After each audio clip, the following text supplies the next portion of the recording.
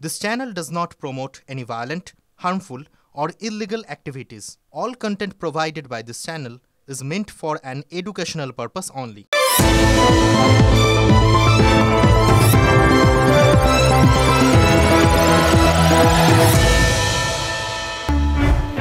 উট কি কাঁটা বেছে খায়? জটায়ু ঢঙে ব্যাপারটা জেনে রাখা ভালো। যেভাবে গরম বাড়ছে তাতে সোশ্যাল মিডিয়ায় ভাইরাল হচ্ছে মিম। অ্যাপে ক্যাব নয়, উট বুক করুন। সরকারের কাছে আবেদন, দুয়ারে উট পরিষেবা চালু হোক। বাঙালি যে কোনো দিন দেখবে কলকাতায় উট চলেছে মুখটি তুলে। উটে চড়লেও জল পাবেন কোথায়? উটের মতো কুঁচ তো নেই। খাল, বিল, নদী নালা তো শুকিয়ে কাঠ। এমনকি ডুয়ার্সের জঙ্গল, যেখানে দক্ষিণবঙ্গের মতো এত গরম নেই, সেখানেও শুকিয়ে গেছে জলা। হাতিনালা শুকনো, বনের পশুদের গলা শুকিয়ে কাঠ।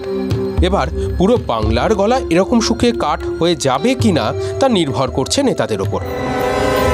এই গরমে যদি মানুষকে প্রশ্ন করতে হয় একটু জল পাই কোথায়, বলতে পারেন, তাহলে মাথা গরম হবে না?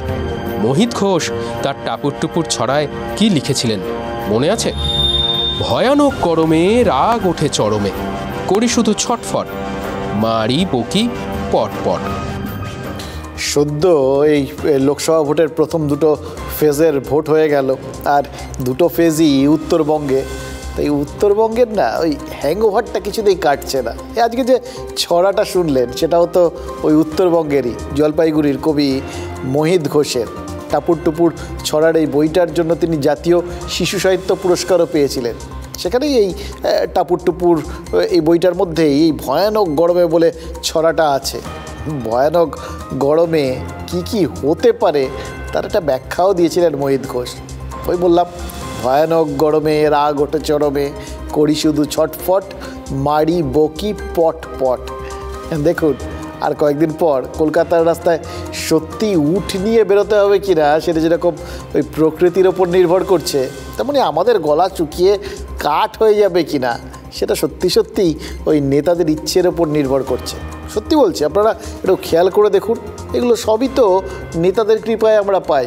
পানীয় জল সেটা জনতা পাবে কি না সেটা নেতারা না জানলে আর না দেখলে কে জানবেন, কে দেখবেন? এবার এই ভয়ানক গরমে যদি আপনার পাড়ায় 6 দিন ধরে পানীয় জলের সংকট দেখা দেয়, পুরসভার কলে খাওয়ার জলটাও না আসে, তাহলে কাউন্সিলর বা পুরসভার কর্মী যারা আছেন আর কি, তাদের কাছে গিয়ে লোকে হাজির হয়। কিন্তু বারবার বলেও যদি সেখানেও কোনো কাজ না হয়, এবং যদি দেখেন যে এই প্রচণ্ড গরমে মানে তেষ্টায় গলা শুকিয়ে কাঠ, চান করতে পারছেন না, এরকম একটা অবস্থা, আর তখন আপনার দুয়ারে হাজির হচ্ছেন প্রার্থী, আপনি সত্যি কথা বলুন তো মেজাজ ধরে রাখতে পারবেন? এই দমদম লোকসভা কেন্দ্রের মধ্যেই তো পড়ে ওই পানিহাটির কদমতলা। পানিহাটির এই এলাকায় গত 6 দিন ধরে নাকি মানুষ টাইম কলের জল টল পাচ্ছেন না। আজ তার মধ্যেই দমদমের তৃণমূল প্রার্থী সৌগত রায় ভোট চাইতে গিয়ে হাজির। ব্যাস, যাবে কোথায়? বাসিন্দারা ঘিরে ধরে বিক্ষোভ দেখাতে শুরু করে দেন। তাদের মানে ব্যাপারটার জন্য খুব দোষ দেওয়া যায় কি? কিন্তু দেখুন, যারা সৌগত রায়কে ঘিরে বিক্ষোভ দেখাচ্ছিলেন তাদের বেশিরভাগই তো আবার মহিলা।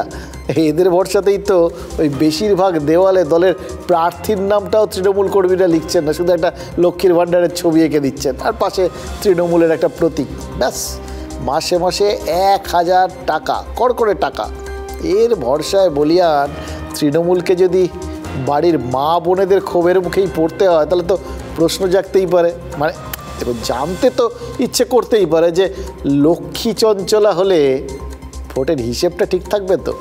একটা বিশাল লোকসভা এলাকার মধ্যে কোনো একটা পাড়ায় জলের কষ্ট হলো কি হলো না, বা সেই জলের কষ্টের জন্য ভোটের হিসেব এদিক ওদিক হলো কি হলো না, এই কথা যদি ভুলেও আপনার মনে আসে, তাহলে আজকে একবার ওই সৌগত রায়ের অবস্থাটা দেখে নিন, এবং তাতে কিন্তু আপনারা এটা বুঝতে পারবেন সর্বভারতীয় ক্ষেত্রেও এবার এই লোকসভা ভোটটা কীভাবে যেন আস্তে আস্তে লোকাল ভোটে পরিণত হচ্ছে। মানে হয়তো দেখা যাবে এই লোকাল ইস্যুগুলোই এই লোকসভা ভোটের আসল ইস্যু হতে চলেছে। এই যে পানিহাটির কদমতলায় যেভাবে বিক্ষোভের মুখে পড়লেন সৌগত রায়, এবং তারপর তাকে যেটা করতে হলো সেটা দেখে এটাই তো মনে হচ্ছিল এবার কিন্তু অন্যরকম প্রিপারেশন নিয়ে প্রার্থীদের ওই পাড়ায় পাড়ায় ঢুকতে হবে। সৌগত রায় যেরকম প্রথমে তিনি আশ্বাস দিলেন, তারপর যখন দেখলেন যে শুধু আশ্বাসে চিড়ে ভিজছে না, তখন কাতর অনুনয় করে বললেন এবার তো যেতে দিন। মহিলারা তারপরেও পথ ছাড়লেন না। ঠাঠা রোদ, এর মধ্যে এরকমভাবে বসে বিক্ষোভ সামলানো, তাও আবার প্রচার দেরি হয়ে যাচ্ছে, কাহা তো কার সহ্য হয়। তাই প্রথমে ওর মধ্যে বসেই প্রথমে কেএমডি এর আধিকারিকদের ফোন করলেন, আর তারপর পানিহাটি পুরসভায় ফোন করলেন। সবটাই সাংসদ তো, মানে এখন বিদায়ী সাংসদ, কিন্তু তিনি তো এই দমদমেরই সাংসদ, তার একটা দায়িত্ব থাকে তো, কিন্তু সেটা এই রকম সময় সেই দায়িত্বটা আরও বেড়ে যায়, কারণ নইলে তো ভোটের ব্যালেন্সটা আবার গড়বড় হয়ে যাওয়ার সম্ভাবনা থাকে। আচ্ছা, একটা কথা বলুন তো, যদি সত্যি সত্যি এই ভোটের ব্যালেন্সে গড়বড় হয়ে যাওয়ার সম্ভাবনা না থাকতো, যদি সত্যি শিওরে ভোট না থাকতো, তাহলে দুয়ারে ভোট চাইতে এসে এইভাবে এলাকার জলকষ্ট মেটাতে কি এতটা উদ্গ্রীব হতেন শাসক দলের প্রার্থী? এই গরমে বিদ্যুৎ আর জলের কষ্ট এটা হবে, এটাই তো মোটামুটি স্বাভাবিক হয়ে গেছে, কম বেশি অনেক জায়গাতেই হচ্ছে, সুতরাং সেইভাবেই ভেবে দিতে পারতেন। হচ্ছে তো, এ তো হয়েই থাকে। এবার লোডশেডিংয়ে ঘেমে এনে একশা ভোটার যদি জলের জন্য হন্যে হতে শুরু করে, তাহলে তো ভোটের দিন কোনোভাবে তাদের রাগটাও চরমে উঠতেই পারে। এটা কিন্তু নেতারা সবসময় এই ব্যাপারগুলো বুঝতে বিন্দুমাত্র দেরি করেন না।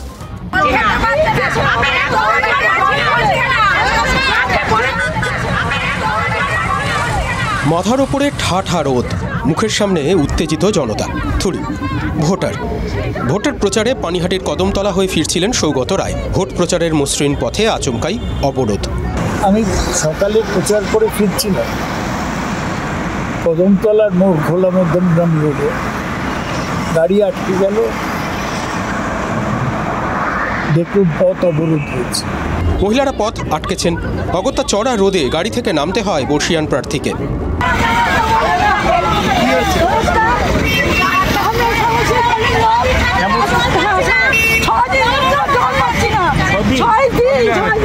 এলাকার বিদায়ী সাংসদ তো তিনি, এবারও প্রার্থী হয়েছেন।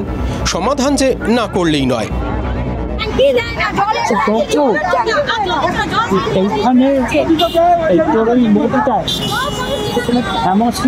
মহিলারা পথ অবরোধ করছে, বলছেন ছদিন জল পায় না, ওদের তো রিলিফ দেওয়া দরকার। ট্যাঙ্কার পাঠা, হ্যাঁ আমি স্পটে আছি, রাস্তা। অবিলম্বে ব্যবস্থা হবে কথা বলে আশ্বাস দিলেন সৌগত রায়, কিন্তু তাতেও চিড়ে ভিজল কি? আপনারা ছেড়ে দিন ভাইয়া, আপনারা ছেড়ে দিন ভাইয়া। চিড়ে ভেজেনি, ভিজবে কি করে? জলই তো নেই। তবে একটা সময় জল আসবেই, এই আশ্বাসে প্রার্থীকে ছেড়ে দেন এলাকার মহিলারা। এই এলাকাতেই প্রচার রয়েছে, ভোটারও রয়েছে, তাই চাঁদি ফাটা গরমে মাথা গরম হলেও পুলিশকে কিছু বলেননি সৌগত রায়।